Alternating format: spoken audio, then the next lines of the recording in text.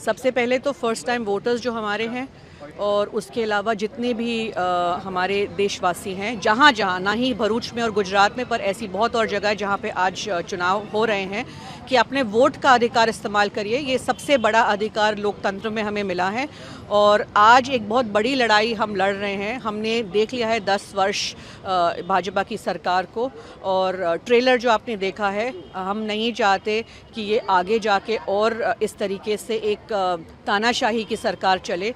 तो मैं अपील करूंगी कि भावुक ना होना और देखना कि आप लोगों के घरों की स्थिति क्या है, आप लोगों के बच्चों की स्थिति क्या है, आप नौजवानों की स्थिति क्या है, महिलाएं किस तरीके से घर चला रही हैं, किसानों के किस तरीके से लोन माफ़ी नहीं हो रहे हैं, मिडिल क्लास को टैक्स कितना भरना पड़ रहा है। तो ये सब देखकर आप लोग बिना भावुक होए और अपनी आर्थिक स्थिति को देखकर, देश के हालात को देखकर अपने वोट का अधिकार प्रयोग करें।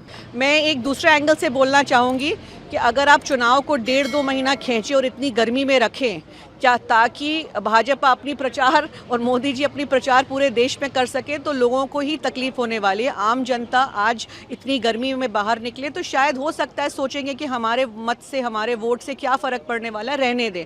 इसीलिए सबसे पहले मैंने अपील करी कि थोड़ी तकलीफ होगी, गर्मी होगी, एक दिन का सवाल है, पर ये सबसे बड़ा अधिकार जो आपको मिला है कि आप अपनी सरकार खुद चुन सकते हैं। तो थोड़ा तकलीफ सही है और बाहर आइए और वोट करिए, क्योंकि वोट प्रतिशत बढ़ेगा तो ही बदलाव आ सकता है। इमोशनल हूँ, लेकिन जैसे मैंने अभी कहा कि भावुक ना होना, अकल लगा के वोट करना, तो वही करने आए हैं।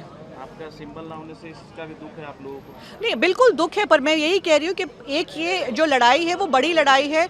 हम लोग लोकतंत्र के लिए लड़ रहे हैं, देश के लिए लड़ रहे हैं। तो इस वक्त इमोशन को हटा के अपना जो राइट्स टू वोट है और अपना जो अपनी अकल लगा के हम वोट कर रहे हैं, क्योंकि हम चाहते हैं कि अब बदलाव आए, हम चाहते हैं कि ये सरकार जाए, हम चाहते हैं कि लोगों को न्याय मिले। प्रधानमंत्री मतदान से पहले वो परसेप्शन बिल्डिंग करने की बात होती है, तो ये चुनाव में तो ये इस तरीके के स्लोगन और ये सब बातें चलती रहती हैं, जुमले। आपके भाई नजर नहीं आए भरूच में, आपको लेकर भी सवाल उठा कि भरूच में आप भी नजर नहीं आई, और आज मतदान का दिन है, वो आज भी नहीं जीते। नहीं, मेरे भाई रात को आने वाले थे, पर उनकी तबीयत काफ़ी ख़राब हुई है, तो वो नहीं ट्रैवल कर पाए, इस वजह से यहाँ नहीं है। ऐसा कुछ नहीं है, वो तबीयत ना ठीक होने के कारण नहीं आए।